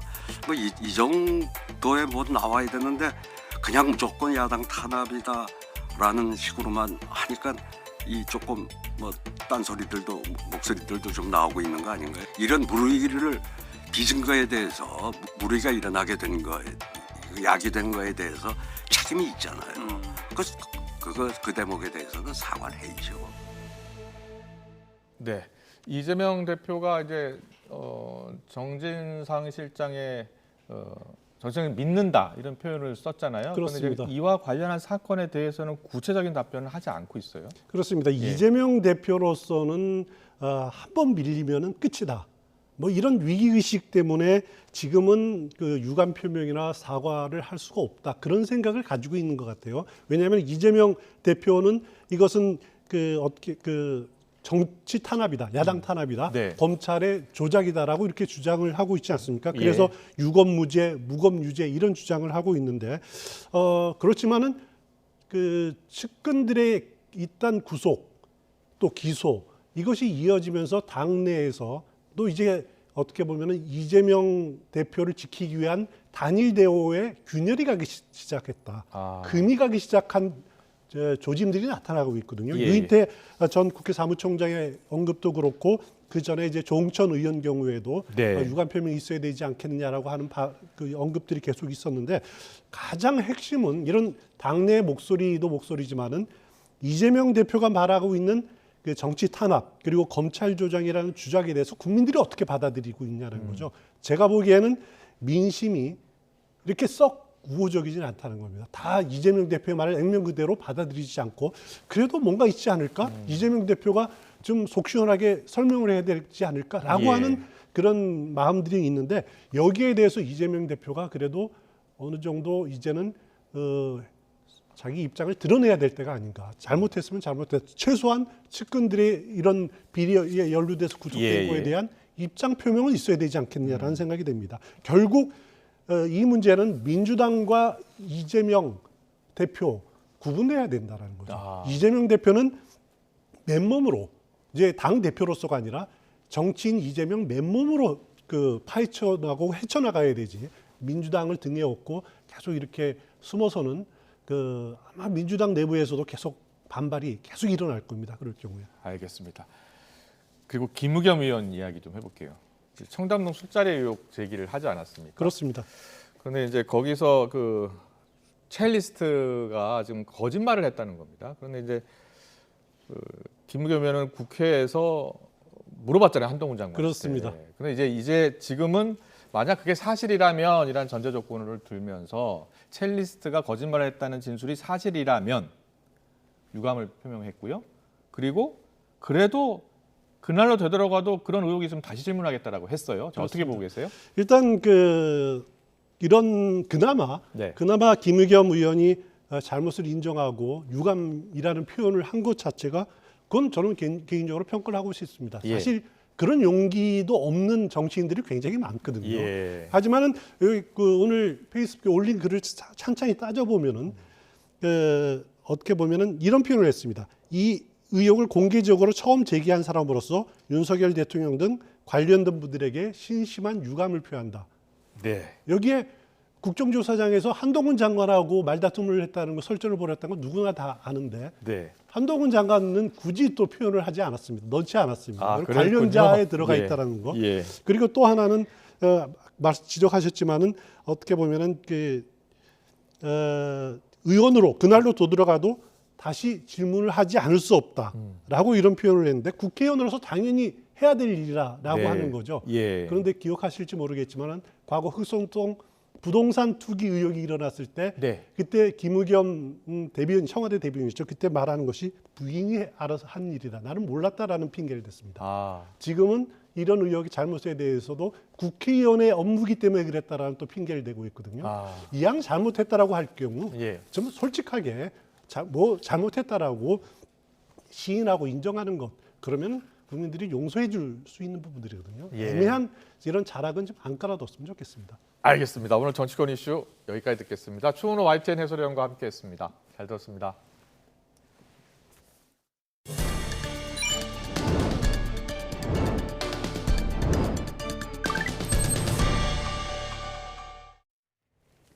YTN은 코로나19 방역 사업에서의 불법 계약에 대해 연속 보도하고 있는데요. 이번엔 80억 원이 들어간 국가 방역 사업에서 수상한 정황이 포착됐습니다. 사업을 주도한 한국관광협회가 수의 계약을 맺기 위해 같은 사업을 여러 개로 쪼개는가 하면 실적이 부족한 업체와도 계약한 겁니다. 김철희 기자의 단독 보도입니다. 회장 가족회사에 수천만 원짜리 방역 사업 일감을 준 것으로 드러났던 한국관광협회 중앙회. 이번에는 80억 원의 국고가 투입된 유원시설업 방역 지원 사업 과정에서 수십 건의 수의 계약을 맺은 것이 확인됐습니다. 유원시설업에는 리조트와 놀이공원, 워터파크 등이 포함되는데 코로나 위기 때 유독 큰 피해를 겪었습니다. YTN이 확보한 자료를 보면 중앙회는 유원시설에 방역 물품을 지원하겠다면서 전체 물품 계약의 60% 정도에 해당하는 45건을 수의 계약으로 체결했습니다. 현행법은 계약 추정 가격이 2천만 원 이하인 경우 등 예외적인 상황에서만 수의 계약을 허용하고 있습니다. 중앙회는 이 조항에 맞추기 위해 같은 사업을 여러 번 쪼개 계약금을 낮추는 식으로 수의 계약을 반복했습니다. 이런 쪼개기 수의 계약은 정상적인 경쟁을 막는다는 점에서 위법이라는 지적이 꾸준히 제기됐습니다. 중앙회는 정해진 시간을 맞추기 위해 수의 계약을 할 수밖에 없었고 나라 장터에서도 문제없다는 답변을 받았다고 해명합니다. 기본적으로 이제 경쟁을 다 하고 싶었는데 이게 2회 유찰을 하다 보니까 그냥 2, 3주가 훅 날아가더라고요. 다만 특정 업체에 특혜를 준 적은 없고 인터넷에서 필요한 물건을 찾은 뒤 업체에 직접 연락하는 식으로 계약을 맺었다고 덧붙였습니다. 하지만 확인해보니 역시 사실과 달랐습니다. 일부 업체는 인터넷 검색만으로는 판매처를 찾을 수 없었던 데다 해당 물품을 제대로 조달한 적도 없었던 겁니다. 이게 공개적인 쇼핑몰이 아니라서 키트는 지금 쇼핑몰에서 판매 안 하고 있고요. 그때에만 판매했었어요. 거기 유원시설에서. 중앙에는 뒤늦게 물건을 찾기 어려운 경우 아름아름 소개받아 계약한 경우가 있다고 추가 해명을 내놨지만 정확히 누가 왜 해당 업체를 추천했는지는 기억 못한다고 말했습니다. 쪼개기 수의 계약에 수상한 정황까지 드러난 만큼 전체 계약에 대한 명확한 조사가 필요하다는 지적이 나옵니다. 수상한 정황이 드러난 만큼 한국관광협회중앙회가 각 업체와 어떻게 계약을 맺은 것인지 전체에 대한 명확한 조사가 필요해 보입니다. 긴급 수의계약 사유에 감염병 예방이 포함된 건 지난 2020년입니다. 이후 방역을 핑계로 수의계약을 남발하는 사례가 계속 드러나고 있는 만큼 법과 제도를 손봐야 한다는 목소리가 커지고 있습니다. YTN 김철입니다. 지난 9월 국민건강보험공단 직원이 46억 원을 횡령하고 도주한 사건이 있었습니다. 2달 넘게 지났지만 도주한 직원은 여전히 오리무중이고 사라진 국민 세금도 찾지 못하고 있습니다. 홍성욱 기자입니다. 46억 2천만 원. 건강보험공단 재정관리실 최모 팀장이 지난 4월부터 반년 동안 횡령한 돈입니다. 지난 9월 횡령 사실을 확인했을 때는 이미 휴가를 내고 필리핀으로 잠적한 뒤 회수한 돈은 7억 원이 전부, 국민 세금 39억 원이 증발했습니다. 저희가 최대한 한수 노력을 하고요. 가능하면은 국민들께 피해가 가지 않는 방안을 저희가 논의하고 또 만들어 보도록 하겠습니다. 수십억 원을 횡령한 직원이 해외로 도주한 지 벌써 2달이 넘게 지났습니다. 하지만 여전히 행방은 알 수 없고 또 돈을 어떻게 회수할지도 정해지지 않고 있습니다. 직원들이 십시일반 횡령액을 메우는 방법을 논의 중이라는 말이 공단 내부에서 돌기도 했습니다. 하지만 돈을 훔친 사람 따로, 갚는 사람 따로냐는 불만의 목소리가 나왔고 없던 일이 됐습니다. 지금 현재는 아무것도 나와 있는 사항은 없어요. 직원이 17반 모아서 어떻게 할 건지 그런 부분에 대해서는 아직 논의되고 있는 건 없어요. 결국 경찰 수사만 바라보고 있는 상황. 최모 팀장은 친인척 등 가족은 한국에 두고 혼자 필리핀으로 도주했습니다. 경찰은 최모 팀장 여권을 무효화시키고 인터폴과 공조수사를 벌이고 있습니다. 필리핀에서 해서 바깥은 못 나간 것 같아요. 바깥에는 못 나간 것 같은데 필리핀이면 섬이 7천 개나 가고요. 보건복지부는 건보공단에 기관 경고 처분을 내리고 임원 등 3명에게 중징계를 요구했습니다. 건보공단도 재발 방지 대책을 수립했지만 정작 사라진 직원 행방을 찾지 못하며 소 잃고 외양간 고쳤다는 따가운 비판 목소리가 나오고 있습니다. YTN 홍서욱입니다. 아동 성범죄자 조두순이 안산시 내에서 집을 옮긴다는 소식이 알려지면서 지역 주민들이 반발하고 있습니다. 안산시 여성단체 협의회와 주민 등 60여 명은 오늘 오전 안산시청 앞에서 기자회견을 열고 조두순이 이사 오는 걸로 알려진 선부동엔 유치원과 학교가 많아 불안에 떨고 있다고 말했습니다. 그런 만큼 조두순을 이웃으로 받아들일 순 없다며 선부동으로 이사 오지 말고 안산시 자체를 떠나야 한다고 요구했습니다. 회원수 70만 명의 국내 최대 규모 성매매 알선 사이트로 알려진 밤의 전쟁 운영자가 1심에서 실형을 선고받았습니다. 수원지방법원은 오늘 오전 성매매 알선 혐의로 구속돼 재판에 넘겨진 40대 A씨에게 징역 3년을 선고하고 50억 8천여만 원 추징을 명령했습니다. 재판부는 A씨 범행이 성도덕에 해악을 가져오는 건 물론 공범들과 역할을 나눠 계획적으로 범행한 점을 고려했다고 설명했습니다. 산업통상자원부가 전력수급 기본계획 수립 공청회를 앞두고 석탄 발전 비중을 20% 아래로 줄인 초안을 공개했습니다. 산업부가 발표한 제10차 전력수급 기본계획 초안에 보면 2030년 석탄 발전 비중 목표는 19.7%로 실무안보다 1.5%포인트 낮아졌습니다. 액화 천연가스 발전 비중은 2%포인트 늘어난 22.9%, 원자력 발전 비중은 0.4%포인트 줄어든 32.4%였습니다. 추경호 부총리 겸 기획재정부 장관은 민간 부문을 고려한 정책 방향을 통해 실현 가능한 탄소 중립을 추진하겠다고 강조했습니다. 추 부총리는 서울 한국무역보험공사에서 진행한 제16차 배출권 할당위원회 회의에서 배출권 거래제의 실효성을 높이기 위해선 현장 기업의 애로를 해소하고 자발적인 감축 투자를 유도할 제도가 필요하다며 이같이 말했습니다.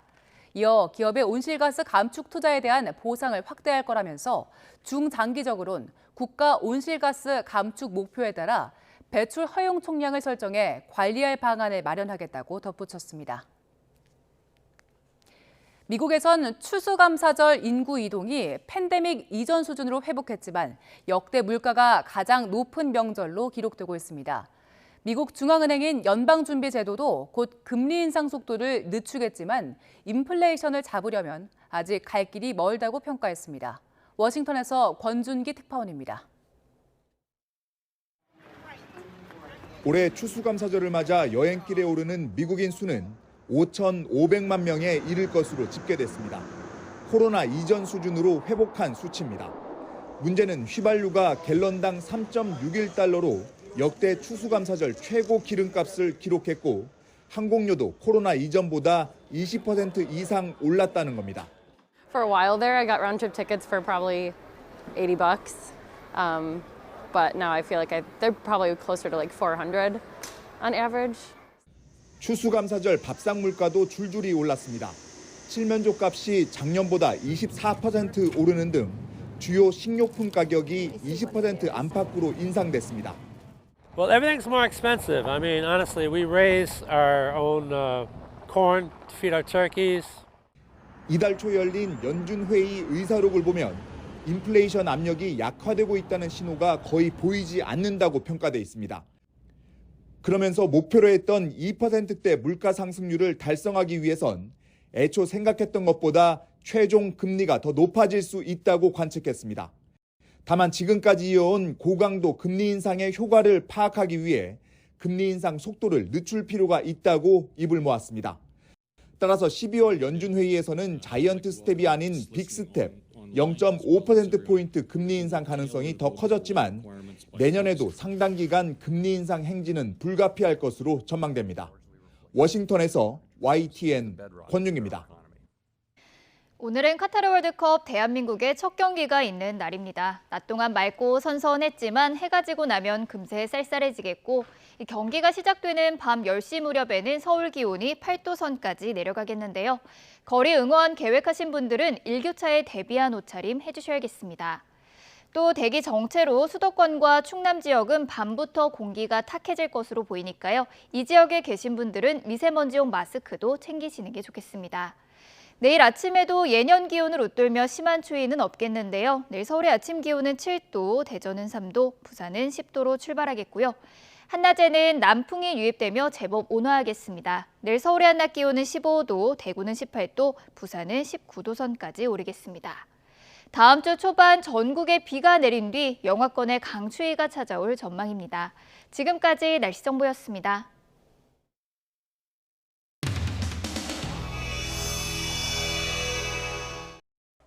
우리나라가 정상회의를 개최해서 코엑스로 영부인을 초청했는데 일본 총리 부인이 우리나라 판자촌에 와서 아픈 한국 아이를 안고 한국 방문 일정이라고 대대적으로 자국 언론에 홍보를 한다면 그게 어떻게 정상적인 외교 일정이겠습니까? 도대체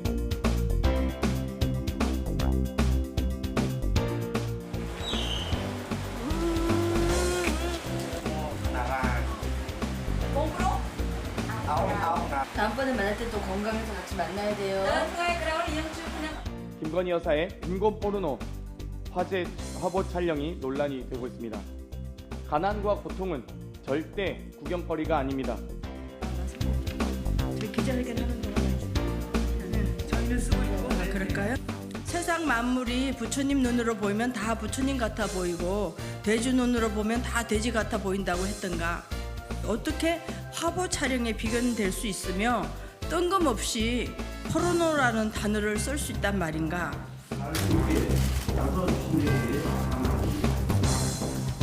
외신과 사진 전문가들은 김건희 여사의 사진이 최소 2개, 3개 조명까지 설치해서 사실상 현장 스튜디오를 차려놓고 찍은 컨셉 사진으로 분석합니다.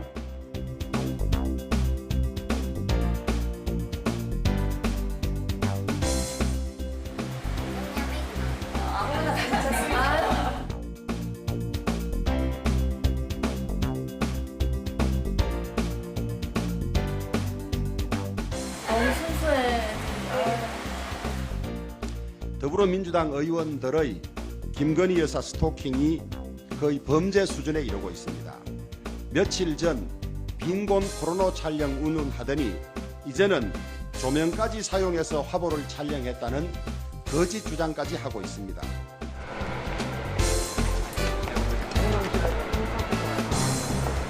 또 현장 물증에 대한 말씀해 주셨는데 그 부분도 혹시 언급을 어려우실까요? 제가 언급하기엔 좀 어려운 부분인 것 같습니다. 죄송합니다. 잠깐만 보고 계세요.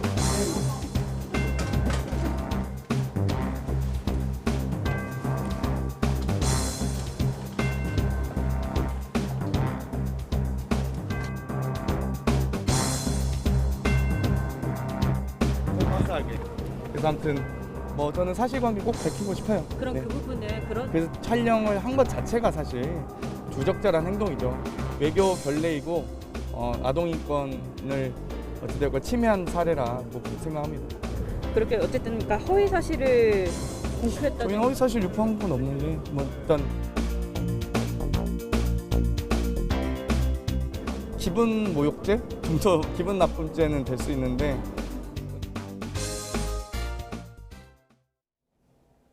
이슈를 더 쉽게 전해드리는 더 뉴스 내일은 저희가 더 준비하겠습니다. 이어서 뉴스큐가 방송됩니다. 시청해주신 여러분 고맙습니다.